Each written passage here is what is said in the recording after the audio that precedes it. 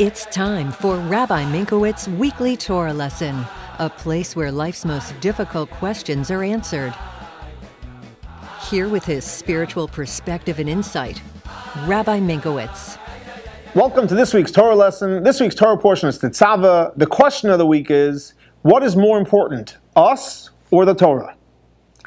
So in this week's Torah portion, Parsha TETZAVEH, it's interesting and unique that since Moshe Rabbeinu was born and his name is mentioned, this is the only Torah portion until Matos Amasai that Moshe Rabbeinu's name is not mentioned. And the question is, why is Moshe Rabbeinu's name not mentioned? Because what happened was, when the Jewish people sinned with the golden calf, Moshe Rabbeinu was the leader of the Jewish people, and Moshe Rabbeinu felt that he was the Jewish people's leader, and his job is to represent the Jewish people even against God. And he said, if you destroy the Jewish people, take me as well. Now, thank God, God didn't destroy the Jewish people, otherwise we wouldn't be here today.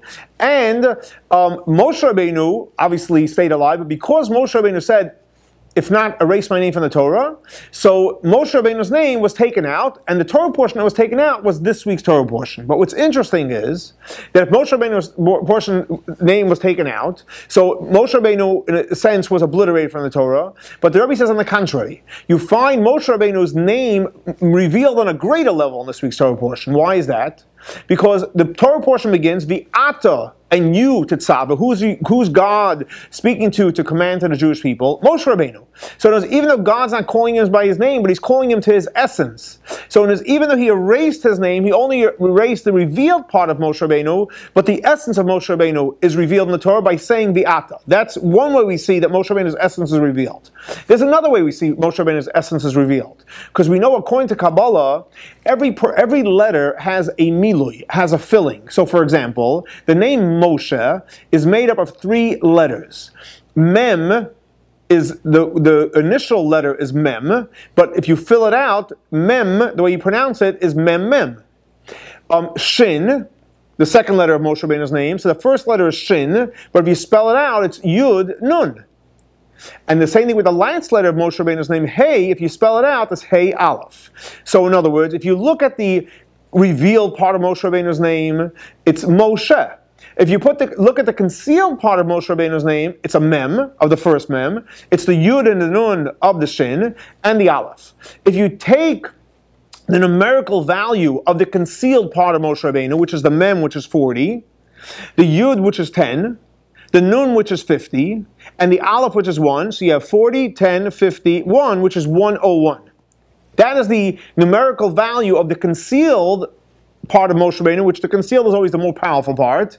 And if you give a look in Parsha TETZAVEH, if you count the verses in Parsha TETZAVEH, there's 101 verses. 101 verses resembling the hidden part of Moshe Rabbeinu. So you see, both from the V'ata, which is referring to the essence of Moshe Rabbeinu, both from the amount of verses, which is the numerical value of the hidden part of Moshe Rabbeinu's name, shows us that the essence of Moshe Rabbeinu gets revealed in this Torah portion. In other words, when Moshe Rabbeinu stuck up for the Jewish people and told God, and gave him an ultimatum, if you obliterate them, erase my name, God says this is when Moshe Rabbeinu really shined, his essence shined, because he put the Jewish people first.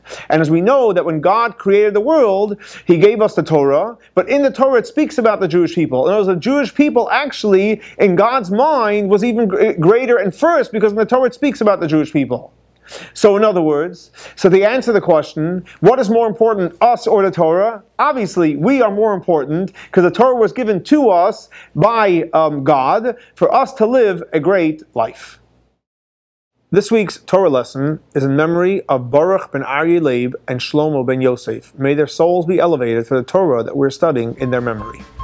Thanks so much for joining us for our weekly Torah lesson. For more information on Chabad, please see our website.